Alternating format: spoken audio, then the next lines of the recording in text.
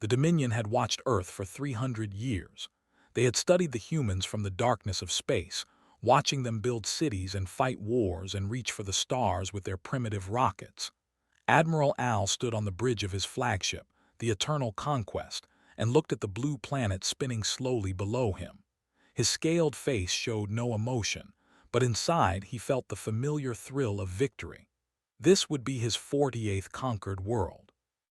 "The displacement field is ready, Admiral," said his second-in-command, a younger named. Al nodded his massive head.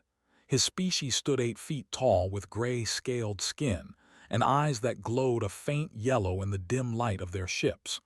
They had ruled this sector of the galaxy for 1,000 years, and no species had ever successfully resisted them. The humans would be no different. "Begin the operation," Al ordered. Far below on Earth, it was a beautiful Tuesday morning in Chicago. The sun was shining and the streets were filled with people going about their normal lives. Daniel walked down Michigan Avenue with his wife and their 7-year-old daughter. They had just finished breakfast at their favorite cafe and were heading to the park.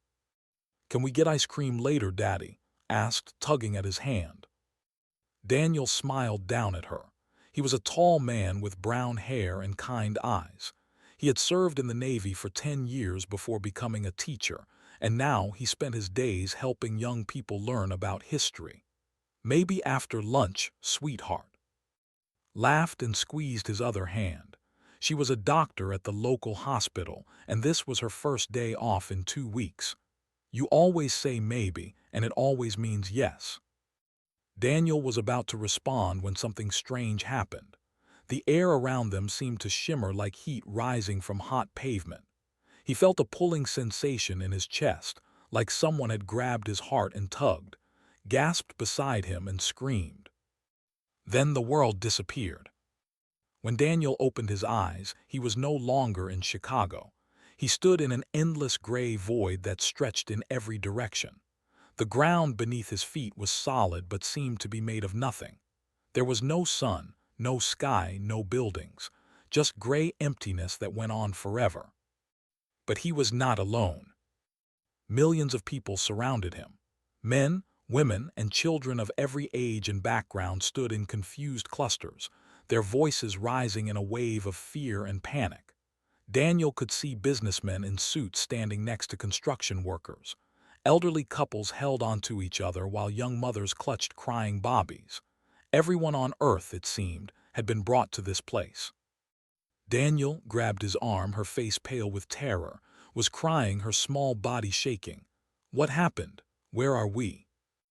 Daniel pulled them both close, his military training kicking in as he scanned their surroundings.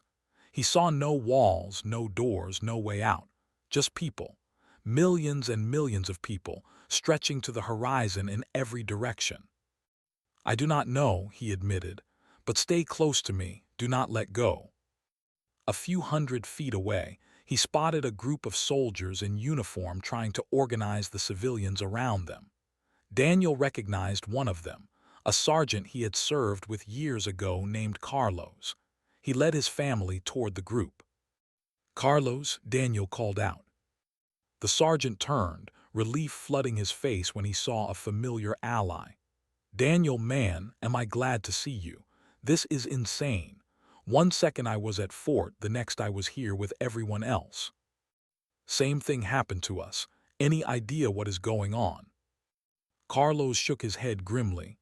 "Best guess, aliens. We always joked about it, but I think this is first contact, and not the friendly kind." Daniel looked around at the sea of humanity. 8 billion people, give or take, all of them ripped from their lives in an instant. Whoever had done this possessed technology far beyond anything humans had ever imagined.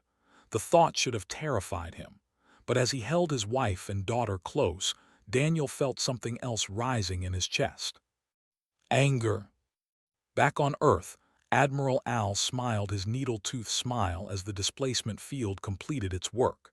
In the span of a single second, every human being on the planet had been pulled from reality and deposited in a pocket dimension where time moved differently.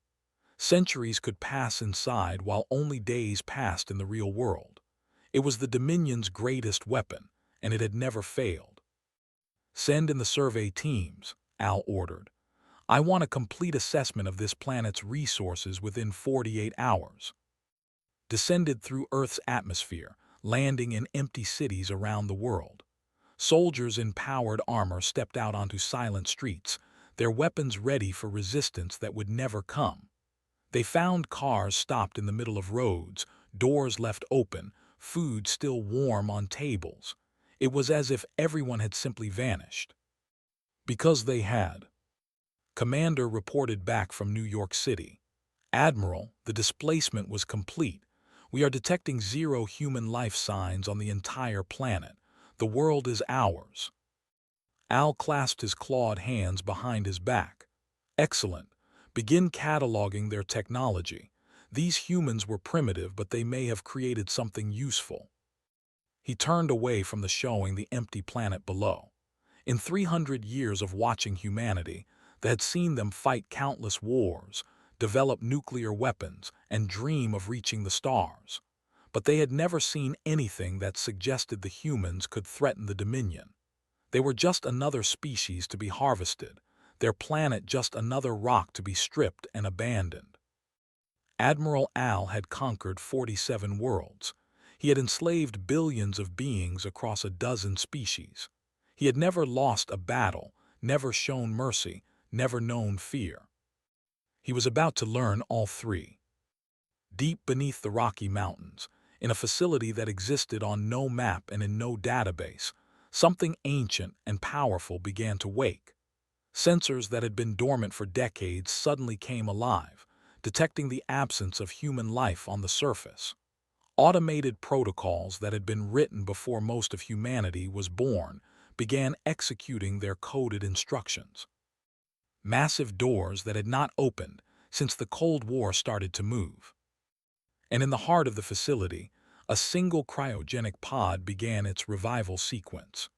Inside, a woman who had volunteered to sleep until the end of the world slowly opened her eyes. The end had come. But so had the beginning of something the universe had never seen before. Commander Bradley took her first breath in 3 years and immediately started coughing. The cryogenic fluid in her lungs burned like fire as her body forced it out. She rolled onto her side, gasping and shaking as warmth slowly returned to her frozen limbs. The revival process was never pleasant, but she had known that when she volunteered. "Welcome back, Commander Bradley," said a calm female voice. "You have been in cryogenic suspension for 1,096 days." Pushed herself up on trembling arms. She was in a small white room filled with medical equipment and monitoring screens. The pod she had slept in stood open behind her, still dripping with blue fluid. She was wearing a thin medical gown and nothing else. "Status report, Athena," she croaked, her voice rough from years of disuse. The AI responded immediately. "I regret to inform you that the protocol has been triggered. All human life signs on Earth's surface have disappeared. Approximately 400 alien vessels are currently in orbit around the planet. Ground forces have begun landing operations in major population centers." Closed her eyes and let the words sink in. This was the scenario they had always feared. The scenario that Project Prometheus had been created to prevent. She had hoped she would never wake up, that she would sleep peacefully until old age took her or until the project was no longer needed. But hope had never been a strategy. "How long until the planet is stripped?" she asked. "Based on intercepted communications and observed patterns from conquests of other worlds, we have approximately 72 hours before irreversible environmental damage begins." Stood up slowly, testing her legs. They held. She walked to a locker on the wall and pulled out a fresh uniform. The black fabric felt familiar against her skin, and the insignia on her shoulder reminded her of who she was and what she had sworn to do. "Show me the facility," she said. A door slid open and walked into the heart of Project Prometheus. The main command center was a massive underground cathedral built into the living rock of the mountain. Holographic displays filled the air with information about Earth's current situation. Red markers showed the positions of alien vessels in orbit and landing parties on the surface. The scale of the invasion was staggering. But what filled the rest of the screens was even more impressive. 500,000 green dots covered the globe. Ships, human ships, warships built in secret over 7 decades and hidden beneath every continent on Earth. They had been designed by the greatest engineers humanity had ever produced and constructed in underground factories that had operated in complete secrecy for generations. Each ship was crewed by advanced artificial intelligence based on the combined knowledge of humanity's greatest military minds. And all of them were waking up. "Athena, give me a summary of our assets," said, taking her place at the central command station. The fleet consists of 500,000 vessels of various classes. This includes 50 carrier-class ships, each capable of deploying 300 fighters, 1,000 battlecruisers armed with plasma cannons and nuclear missiles, 10,000 destroyers for escort and screening operations. The remainder consists of frigates, corvettes, and support vessels. All ships are fully operational and awaiting your command. Stared at the screen showing the hidden fleet. Her grandfather had been one of the original scientists who founded Project Prometheus back in 1952. He had intercepted alien communications and discovered the terrible truth about the universe. Hundreds of species existed among the stars, and most of them were predators. Earth was not safe. It had never been safe. It was only a matter of time before something came for them. So humanity had prepared in secret. Every major government had contributed to the project while keeping it hidden from their own people. Resources had been funneled through black budgets and shell corporations. Scientists and engineers had lived their entire lives underground, never seeing the sun, building the weapons that would save their species. Millions of people had dedicated their lives to a project they knew might never be needed. But it was needed now. "Begin activation sequence for all vessels," ordered. "Bring them to launch readiness." Across the planet, the ground began to shake. In the Nevada desert, massive doors hidden beneath sand dunes started to open.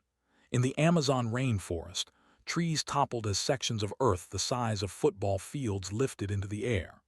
Beneath the ice of Antarctica, heat bloomed as fusion reactors came online after decades of dormancy.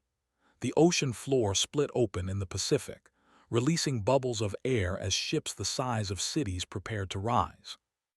Admiral Al felt the vibration through the deck of his flagship. "What is that?" he demanded. His sensor officer's face had turned pale gray, a sign of extreme distress in their species.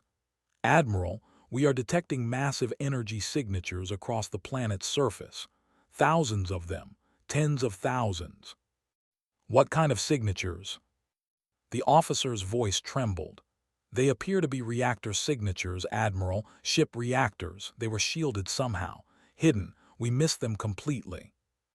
Al strode to the main display and watched as green dots appeared across the planet's surface. They faster than he could count.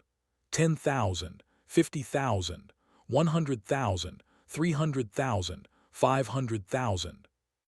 "That is impossible," he whispered. "Our scans showed nothing." "They were buried underground, Admiral, beneath oceans and deserts and mountains. Our sensors could not penetrate the shielding." The first ship broke through the surface in Nevada. It was enormous, easily twice the size of any battlecruiser. Its hull was black as the void of space, and its weapons ports glowed with barely contained energy. More ships followed, rising from the earth like ancient giants waking from a long sleep. On the bridge of the Defiance, Bradley watched her fleet rise around her. Ships emerged from beneath the Sahara Desert, their engines burning a way of sand. They rose from the Amazon, leaving behind craters where ancient forests had once stood. They burst through the ice of the Arctic and Antarctic, sending glaciers tumbling into the sea. They climbed from the depths of every ocean, trailing seawater like tears. 500,000 warships, built for a war that humanity had always known was coming. "All vessels report ready, Commander," Athena announced. "The fleet awaits your orders." Opened a communication channel to the flagship. "This is Commander Bradley of the United Earth Defense Force. You have taken our people. You have 60 seconds to return them and withdraw from our system. This is your only warning." Admiral Al stared at the showing the human woman. She stood alone on the bridge of her ship, calm and composed, delivering an ultimatum to the most powerful military force in the sector. He laughed. "One warning, you dare threaten the Dominion." His expression did not change. 50 seconds. Al turned to his weapons officer. "Destroy that ship, destroy all of them." The fleet opened fire, unleashing enough energy to crack a continent. The Defiance's shields absorbed the barrage without even flickering. "Your 60 seconds are up," said quietly. And then she gave the order that changed the universe forever. "All ships, weapons free. Engage." Battle for Earth began with a flash of light that could be seen from the surface of Mars. The human fleet moved as one, 500,000 ships acting with perfect coordination. Their AI pilots did not feel fear or hesitation. They did not need to breathe or rest or doubt themselves. They simply executed their programming with cold, mechanical precision. And their programming had been written by the greatest military minds humanity had ever produced. Admiral Al watched in horror as his opening barrage splashed harmlessly against the lead human vessel's shields. In 300 years of conquest, he had never seen defensive technology so advanced. They had always been the most powerful force in their sector of the galaxy. Their weapons had crushed every enemy they had ever faced. But these humans were different. "All ships concentrate fire on their flagship," Al ordered desperately. "Bring down those shields." 300 warships turned their weapons on the Defiance. Plasma beams and kinetic rounds and missiles filled the space between them. The combined firepower was enough to destroy a small moon. Bradley watched the incoming fire on her tactical display and did not flinch. "Athena status?" she asked calmly. "Shields holding at 94%, Commander. Enemy weapons are ineffective at current power levels. Recommend we begin our counterattack." "Agreed. All battlecruisers fire at will." 1,000 human battlecruisers opened fire simultaneously. Their weapons were unlike anything they had ever encountered. Where plasma beams were hot and fast, human weapons were something far worse. They had spent 70 years studying every piece of alien technology they could find, and they had improved upon all of it. The first ship exploded in a ball of white fire, then another, then 10 more, then 50. The human weapons cut through shields like they were made of paper. Ships that had conquered dozens of worlds were reduced to debris in seconds.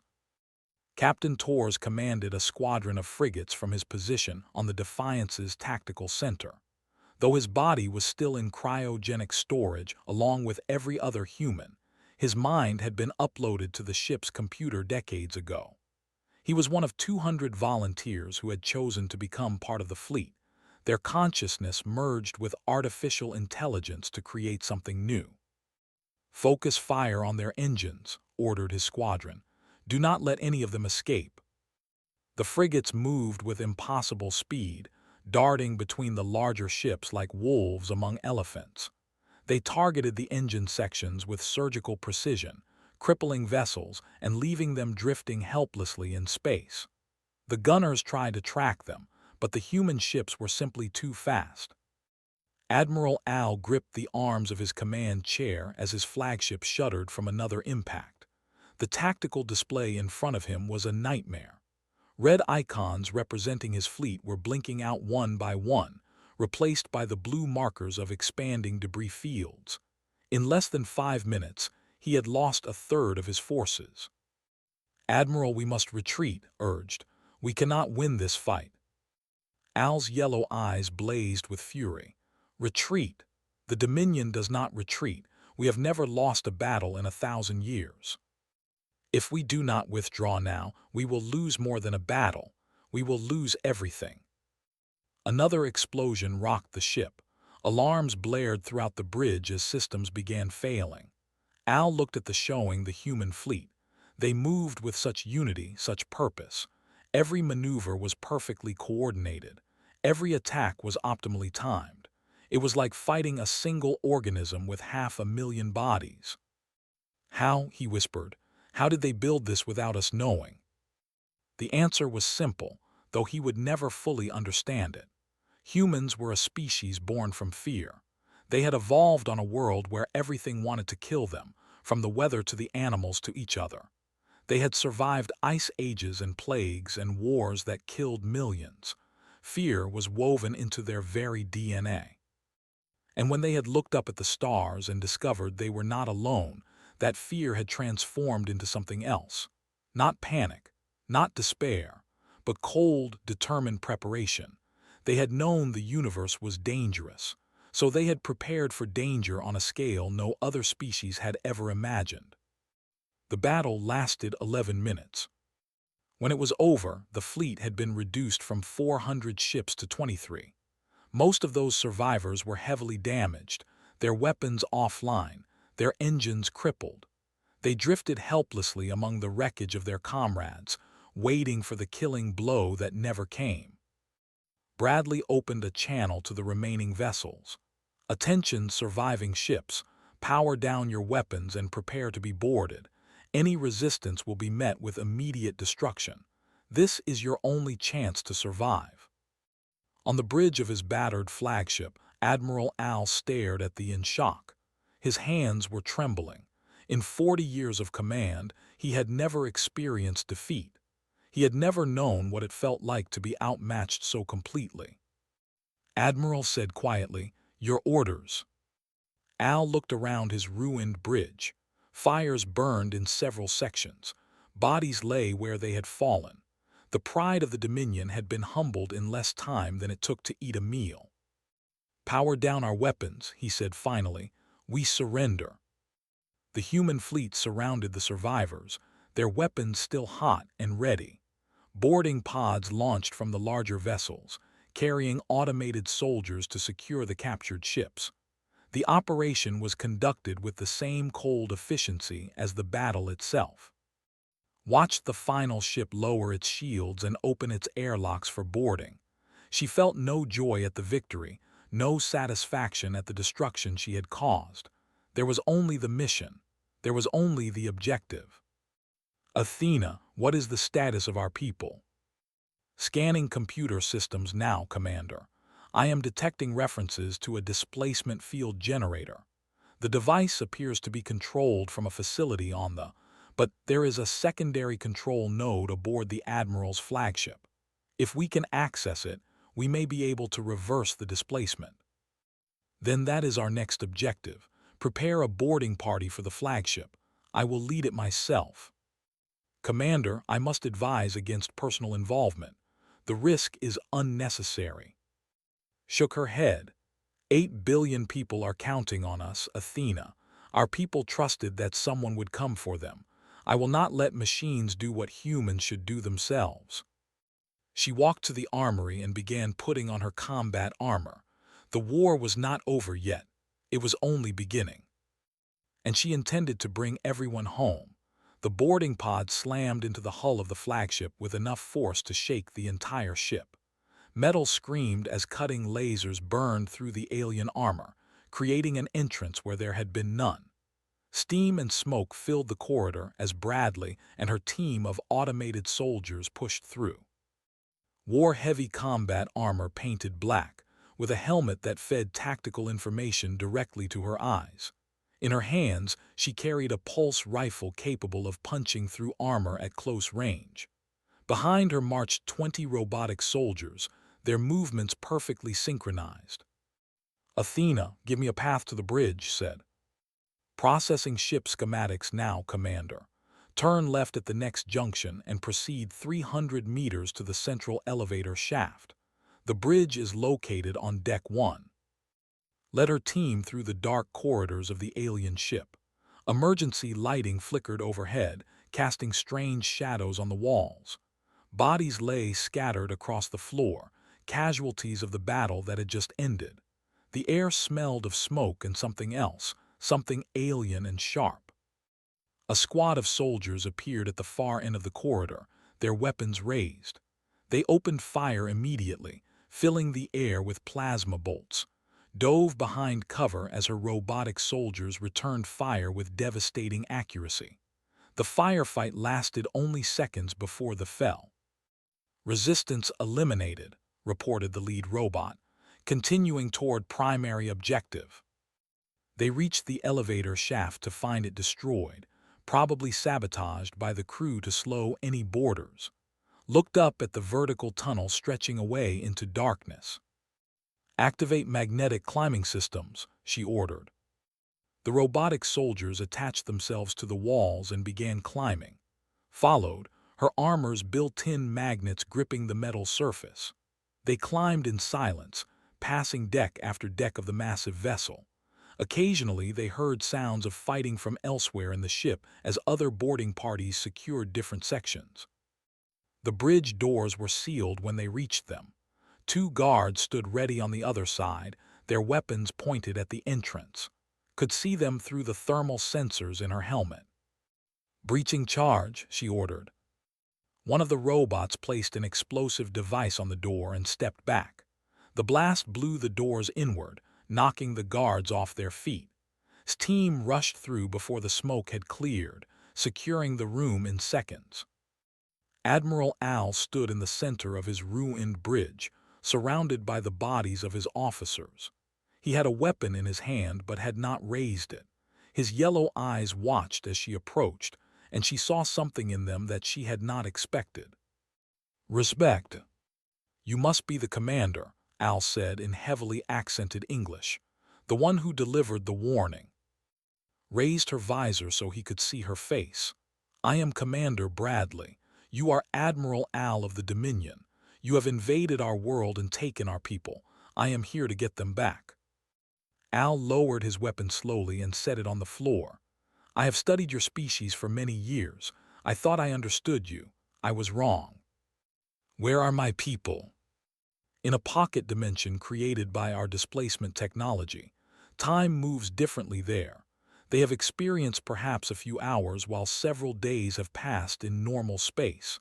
They are unharmed." Stepped closer, her weapon still raised. "How do I bring them back?" Al gestured to a console on the side of the bridge. "The displacement field is controlled from but there is a secondary node here. It was designed as in case the primary control was destroyed. You can reverse the field from this console, but you will need my authorization code." "Then give it to me." The Admiral's needle teeth showed in something that might have been a smile. "And why would I do that? You have defeated my fleet, but my species still controls dozens of worlds. If I help you, I betray my people." Lowered her weapon slightly. "Let me tell you something about humanity, Admiral. We did not want this war. We spent 70 years building a fleet because we were afraid of exactly what you tried to do to us. We never wanted to use it. We just wanted to be left alone." She took another step forward. "But you took our people. You ripped 8 billion humans from their lives and their homes. Children were torn from their parents. Families were separated in an instant. Do you have any idea what you have done?" Al's expression did not change. "We have done what the strong always do to the weak. It is the way of the universe." "No," said firmly. "It is the way you have chosen, and it ends now. Give me the code and you will live. Refuse, and I will tear this ship apart piece by piece until I find another way to bring my people home. Those are your options." The Admiral studied her for a long moment. He had conquered 47 worlds and enslaved billions of beings. He had never shown mercy and never expected to receive it. But looking at this human female, he saw something that made him reconsider his position. She was not bluffing. "The code is AL779 Prime," he said quietly. "Enter it at the console and select the reversal protocol. Your people will be returned to their exact positions at the moment of displacement. Nodded to one of her robots, who moved to the console and began entering the code. She kept her weapon trained on the Admiral. "Why did you surrender?" she asked. "You could have fought to the death." Al's eyes flickered to the showing the human fleet surrounding his remaining ships. "Because I am not a fool, Commander. Your species has been hiding this power for generations. You built a fleet capable of destroying the Dominion, and you kept it secret. That shows patience and wisdom beyond anything I have seen in my lifetime." He paused. "The Dominion thought we were the greatest power in this sector. We were wrong, and I would rather live to report this discovery than die protecting my pride." The robot at the console turned too. "Code accepted, Commander. Reversal protocol is ready to execute." Took a deep breath. This was the moment. Everything Project Prometheus had been built for came down to pressing a single button. "Do it," she said. The robot activated the protocol. Across the pocket dimension where 8 billion humans waited in confusion and fear, the gray void began to shimmer. Daniel felt that strange pulling sensation again, the same one he had felt when everything began. He grabbed and held them tight. "Something is happening," he said. The void dissolved around them. And then they were home. Daniel found himself standing on the same street corner in Chicago where everything had begun. The sun was shining, cars were stopped in the middle of the road, and people were appearing out of thin air all around him. Was still holding his hand, was still pressed against his leg. They were home. For a moment, nobody moved. 8 billion people had just experienced the strangest event in human history, and none of them knew what to think. Then the screaming started. Some people cried with relief. Others shouted in confusion. A few just sat down on the ground and refused to move. Daniel looked up at the sky and saw something that took his breath away. Warships, thousands of them. They hung in the atmosphere like dark clouds, their massive hulls blocking out portions of the sun. He had never seen anything like them. Nobody had. And yet there they were, painted black and covered in weapons, watching over the cities of Earth like guardian angels. "Daddy, what are those?" asked in a small voice. Daniel had no answer for her. The truth came out slowly over the following days. Government leaders around the world made announcements explaining Project Prometheus and the secret fleet that had saved humanity. They told the story of how scientists in 1952 had discovered alien signals and realized that Earth was in danger. They explained how generations of people had worked in secret to build a defense force capable of protecting the planet. And they introduced Commander Bradley, the woman who had led the counterattack. Stood before the United Nations 3 weeks after the Battle of Earth, as people were already calling it. She wore her military uniform, black with silver insignia, and looked out at the assembled representatives of every nation. Behind her, a massive screen showed images of the hidden fleet and the facilities where it had been constructed. "For 70 years, your governments kept a secret from you," she began. "They knew the universe was dangerous, and they knew that someday something would come for us. So they built a fleet. They trained soldiers. They prepared for a war they hoped would never come." She paused, letting her words sink in. "The war came, and we won. But winning one battle does not mean we are safe. The Dominion is just one of many powers in this galaxy. There are others who are stronger, others who will see what we did here and wonder if we are a threat." Looked directly at the cameras, broadcasting her speech to billions of people around the world. "We have a choice to make. We can use our fleet to conquer the way they did. We can become the monsters we fought against. Or we can choose a different path. We can use our strength to protect, not just ourselves, but others who cannot protect themselves." In Chicago, Daniel watched the speech on a television in his living room. Sat beside him and was asleep upstairs, finally exhausted after days of barely sleeping. The world had changed around them, and he was still trying to understand what it all meant. "Do you think she is right?" asked quietly. "That we should try to protect others?" Daniel thought about his time in the Navy, about the oaths he had sworn and the battles he had fought. He thought about the moment when he had been ripped from reality and thrown into that gray void. He had felt so helpless, so terrified, and then someone had come to save him. "Yes," he said, "I think she is." The vote at the United Nations was unanimous. Humanity would not become conquerors. They would become guardians. The fleet would be expanded and improved, not for war but for protection. They would seek out other species, make alliances, and offer their strength to those who needed it. 6 months later, the first human diplomatic vessel left Earth orbit. It was called the Hope, and it carried a crew of 200 men and women who had volunteered to be humanity's ambassadors to the galaxy. Commander Bradley stood on the bridge, watching Earth shrink behind them as they accelerated toward the stars. "Transmission ready, Commander," said the communications officer. Nodded, "Send it."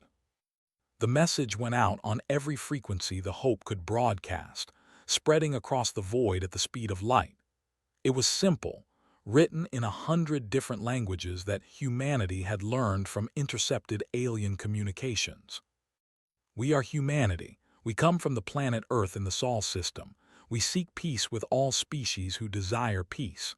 We offer friendship to all who would be our friends. But know this, we are prepared for war. We have the power to defend ourselves and others.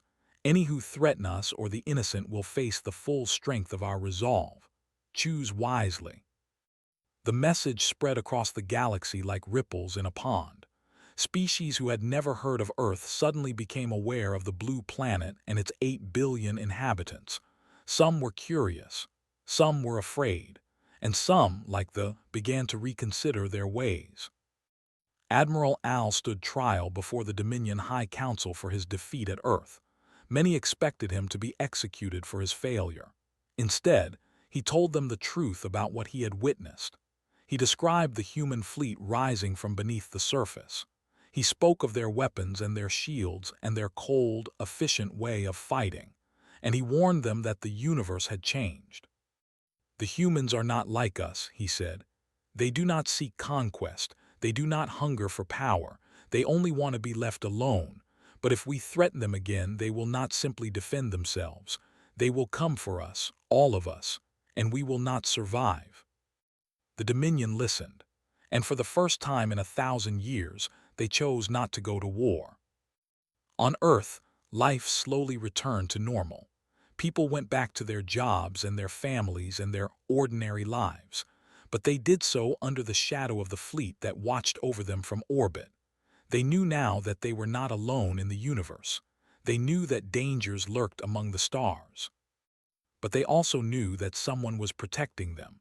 Someone was standing guard while they slept. Someone had built a shield around their world and sworn to keep them safe. Daniel returned to teaching history a month after the invasion. On his first day back, a student raised her hand and asked him what he thought the most important lesson of the attack was. He thought for a long moment before answering. "Fear can make us weak," he said finally. "It can make us hide and surrender and give up. But fear can also make us strong. It can make us prepare and train and build things we never thought possible. The universe tried to break us because it thought we were weak. It was wrong." He smiled at his students. "Never underestimate what humanity can do when we are afraid, because we have been afraid for a very long time, and we have been preparing for even longer." Outside the classroom window, a patrol of black warships passed silently overhead, keeping watch over a world that would never be taken by surprise again. The universe had tried to harvest humanity. Instead, it had awakened a guardian. And the guardian would never sleep again.